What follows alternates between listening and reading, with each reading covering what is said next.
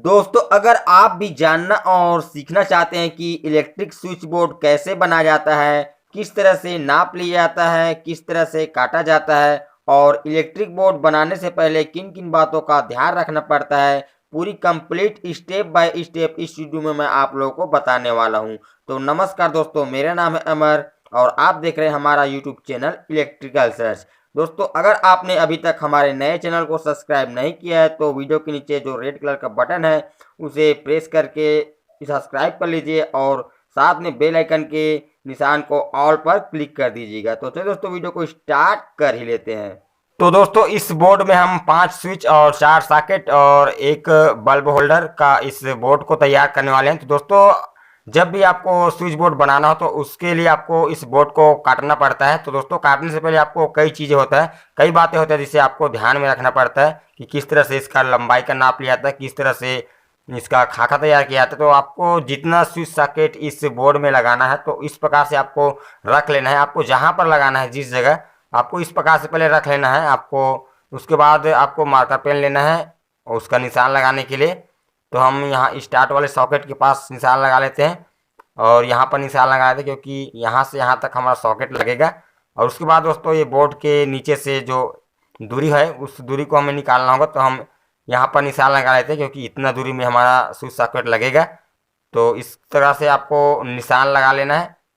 ये जो अंदर वाली भाग है सॉकेट का वो अंदर जाएगा काटने के बाद। तो अब उसके बाद हम क्या करेंगे, एक टेप लेंगे। टेप से जो हमने निशान लगाया है दूरी का, जहाँ पर हमारे सॉकेट लगने वाला है, ये वाला जो निशान हमने लगाया है, इसके दूरी को हम इस टेप की मदद से नाप ले लेते हैं। और इसी दूरी को हम राइट साइड में भी यहाँ पर निशान लगाएंगे क्योंकि सेम दूरी होना चाहिए यहाँ से यहाँ तक दोनों तरफ। तो हम यहाँ पर भी निशान लगा लेते हैं और ये जो दोनों निशान लगाए हमने उस दोनों निशान को हम यहाँ पर एक सीधी रेखा खींचकर मिला लेंगे। दोस्तों ये जो हमारा स्विच सॉकेट होगा वहाँ उसका जो अंदर वाला भाग होगा यहाँ से लगना स्टार्ट होगा। अब उसके बाद दोस्तों हमें क्या करना होगा, अगला स्टेप हमारा क्या होगा कि ये जो स्विच सॉकेट हम लगाने वाले हैं तो उसका जो अंदर वाला भाग होता है जो काटने के बाद अंदर जाता है। तो स्विच और जो सॉकेट है उसका लंबाई है वह सेम है। तो हम इस सॉकेट का जो लंबाई है उसका नाप ले लेते हैं टेप की मदद से, क्योंकि दोस्तों हमने इसके हिसाब से ही बोर्ड को काटना होगा। तो इसके लिए हम एक खाका तैयार करेंगे कि कितना दूरी में हमें काटना होगा। तो इस प्रकार से हम इसका जो लंबाई है उसे उसका नाप ले लेते हैं और इसी नाप को दोस्तों हम जो नीचे में जो सीधी रेखा खींचे हैं वहाँ पर मिलाते हुए ऊपर तक, क्योंकि दोस्तों इसका जो सॉकेट का लंबाई होगा अंदर वाली भाग वह इतना होल करने के बाद काटने के बाद अंदर चला जाएगा। तो अब हम क्या करेंगे, दोनों निशान लगाएं उसको हम एक सीधी रेखा फिर से खींचते हैं। तो इस तरह से हम सीधी रेखा एक खींच देते हैं। तो इस तरह से हमारा जो खाका है वह तैयार हो चुका है। तो उससे पहले आपको एक काम और करना होगा। हमने जो नाप लिया है वह पूरी के पूरी नाप लिया है। तो हम क्या करेंगे, जो फर्स्ट वाला सॉकेट रहेगा उसका थोड़ा सा जो हिस्सा होगा वह ऊपर रहेगा, ये वाला हिस्सा। तो हम क्या करेंगे, इसका जो लंबाई है उसे थोड़ा सा कम कर देंगे। तो इस तरफ भी हम लंबाई है उसे थोड़ा सा कम कर देंगे। तो इस प्रकार से दोस्तों आपको बोर्ड तैयार करने से पहले ये जो काम होता है उससे आपको करना पड़ता है। आप किसी भी तरह का बोर्ड इस तरह से तरीके से आप बहुत ही आसानी से बना सकते हैं। अब इसको हमें काटना होगा। तो अगर आपके पास कटर मशीन है तो आप कटर मशीन की सहायता से काट सकते हैं और अगर आपके पास कटर मशीन नहीं है तो आप इस साधारण आई ब्लेड की मदद से भी काटते हैं। तो दोस्तों हम इसे आई ब्लेड से काटेंगे। तो इसके लिए हमें थोड़ा सा इसका जगह बनाने के लिए एक टूल की ज़रूरत पड़ेगा इस प्रकार से। तो हम इस टूल से आई ब्लेड घुसाने के लिए, मात्र आई ब्लेड घुसाने के लिए हम थोड़ा सा कट लगाएंगे। तो हम कट इस प्रकार से लगाएंगे कि हमारा आई ब्लेड इस जो मार्क लगाएं उसको हम आसानी से काट सके।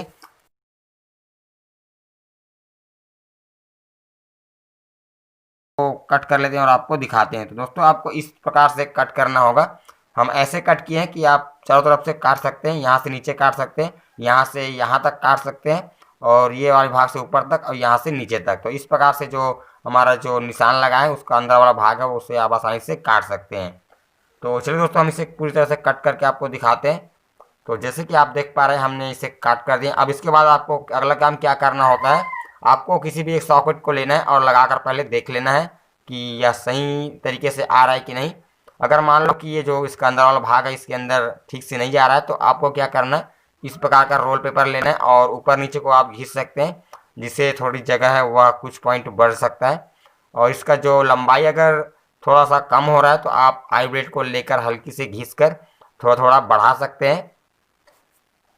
तो दोस्तों ये जो हमारा सॉकेट है वह पूरी तरह से प्रॉपर तरीके से आ रहा है। तो अब हमें इसको यहाँ पर लगाना है। तो जैसे कि हमें जो स्विच सॉकेट को जहाँ जहाँ पर लगाना है उस प्रकार से आपको रख लेना है। अब इसके बाद हमें क्या करना होता है, हम यहाँ पर इसका जो होल होता है सॉकेट के ऊपर, वहाँ पर हम मार्कर पेन की मदद से निशान लगाएंगे, क्योंकि हमें यहाँ पर होल करना है। और होल करने के बाद इसका जो नट बोल्ट है उसे लगाकर टाइट करना होता है। तो हम सारे स्विच सॉकेट में यहाँ पर इस तरह से निशान लगा लिए हैं। और दोस्तों हम इस बोर्ड में एक बल्ब होल्डर भी लगाने वाले हैं, तो इस बल्ब होल्डर को यहाँ पर लगाएंगे। तो इसका जो पेन है दोस्तों वह पूरी तरह से बाहर नहीं आ रहा है, तो हम इसे बाद में निशान लगा लेंगे। तो अब हम क्या करेंगे, ये जो सारे स्विच सॉकेट है उससे बाहर निकाल लेते हैं, क्योंकि हमें ये जो निशान लगाए उसे होल करना होगा। तो अगर आपके पास ड्रिल मशीन है तो आप उसकी सहायता से होल कर सकते हैं। तो हम यहाँ पर हैंड ड्रिल की मदद से सारे होल को करने वाले हैं। तो हम क्या करेंगे, जो जो हमने जहाँ जहाँ पर निशान लगाया है उस निशान पर इस ड्रिल मशीन को रखकर हाथों की सहायता से इस तरह से घुमाकर सारी होल को कर लेते हैं। तो आप देख सकते हैं हमने सभी होल को यहाँ पर कर लिए है।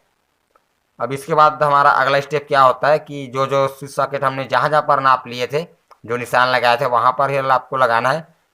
तो चलिए हम सारे स्विच सॉकेट को एक एक करके यहाँ पर नट बोल्ट लगाकर टाइट कर लेते हैं और टाइट करने के बाद आपको दिखाते हैं। तो इस तरह से आपको नट बोल्ट लगाकर टाइट कर लेना होता है। और दोस्तों इसमें जो हम बल्ब होल्डर लगाने वाले हैं उसको यहाँ पर लगाएंगे। तो बल्ब होल्डर लगाने से पहले आपको याद रखना है, उसमें आपको पहले वायर लगाना होता है। आप वायरिंग बाद में करें या पहले करें, आपको इसमें वायर लगाना होता है। तो चलिए हम इसमें दो छोटा छोटा वायर लगा लेते हैं इस तरह से। अब इस वायर को जो हमने दो होल किया है उस होल की मदद से बाहर निकाल लेंगे इस बोर्ड के, और इसमें दो स्क्रू लगाएंगे दोस्तों, और स्क्रू लगाकर इसे अच्छे से टाइट कर देंगे। तो चलिए हम दो स्क्रू ले लेते हैं और दोनों स्क्रू को दोनों तरफ यहाँ पर लगाकर टाइट कर देंगे। दोस्तों वीडियो काफ़ी लंबा हो चुका है, तो हम आपको बोर्ड कैसे बनाया जाता है उससे आपको दिखा दिए हैं, और अब इसका वायरिंग कनेक्शन कैसे किया जाता है उसे आपको अगले वीडियो में दिखाएंगे और प्रॉपर तरीके से बताएंगे दोस्तों कि आप बहुत ही आसानी से इसका वायरिंग कनेक्शन कर सकते हैं बिना कोई प्रॉब्लम के। तो चलिए दोस्तों मिलते हैं नेक्स्ट वीडियो में, तब तक के लिए जय हिंद, जय भारत, वंदे मातरम।